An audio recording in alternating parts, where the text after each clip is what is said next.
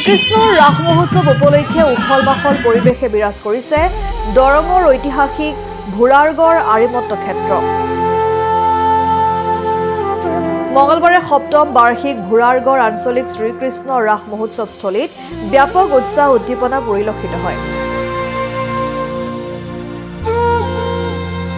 সন্ধিয়া 7 গৰাকী বিশিষ্ট ব্যক্তিয়ে বন্তি প্ৰজ্বলন কৰাৰ পিছতে অনুষ্ঠিত হয় এলানি নৃত্যানুষ্ঠান।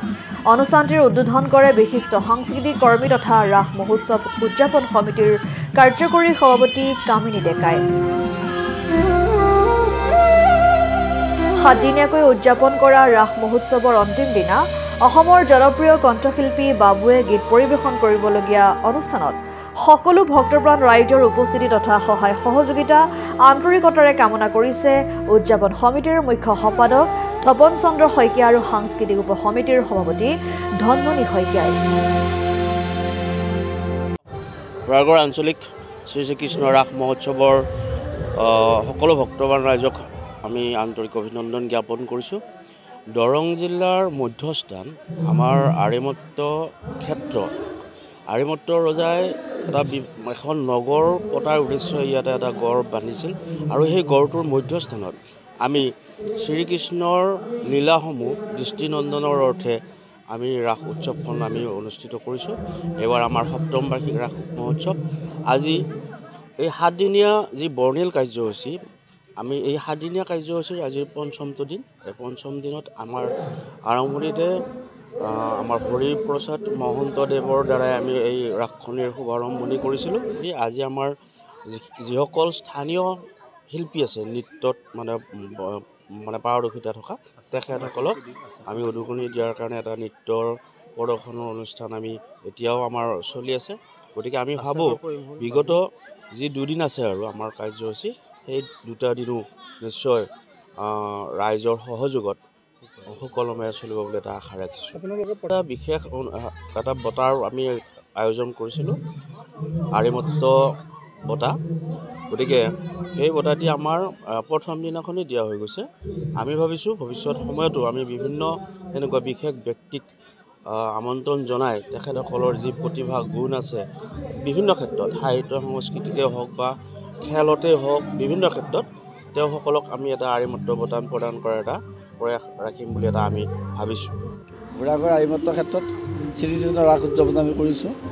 আমাৰ যি এই 7 দিনীয়া কাৰ্যসূচীৰ শেষৰ অন্যতম যি কাৰ্যসূচী সাংস্কৃতিক সন্ধিয়াত আমি অসমৰ জনপ্ৰিয় গায়ক সকলে পৰিচিত বাবু, আমি সেইদিনাৰ কাৰণে গীত পৰিৱেশনৰ কাৰণে আমন্ত্ৰণ জনাইছোঁ। গতিকে আমি সদৌতি দৰং জিলাবাসীক, বিশেষকৈ যিহেতু দৰঙৰ আৰিমত্ত এই ক্ষেত্ৰখিনি সকলোৱে জ্ঞাত, সকলোৱে জানে। গতিকে আৰিমত্ত ৰাসৰ ক্ষেত্ৰৰ যিদিনাখন সাংস্কৃতিক সন্ধিয়া অনুষ্ঠানটিত আমি সকলোৰে সহযোগিতা বিচাৰিছোঁ। সকলোৱে সেইদিনাখন আমাৰ বাবুৰ গান উপভোগ কৰিবলৈ আহক।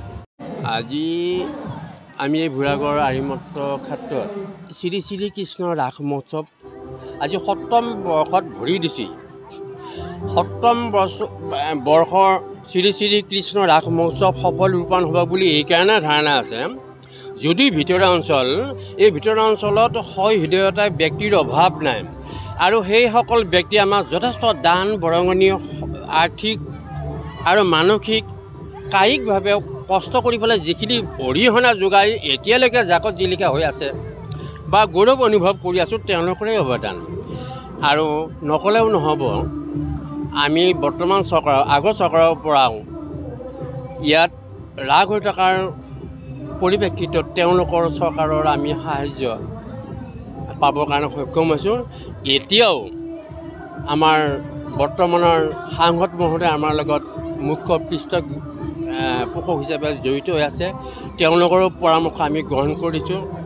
তাৰপিছত আমাৰ সকলোৰে আদৰৰ মৰমৰ ডক্টৰ পৰমানন্দ ৰাজবংশী প্ৰাক্তন সাহিত্য সভাৰ সভাপতি, কমিটিৰ সভাপতি, আৰু মই নিজে হ'লেও কাৰ্যকৰী সভাপতি, আৰু এওঁ হ'ল মুখ্য সম্পাদক।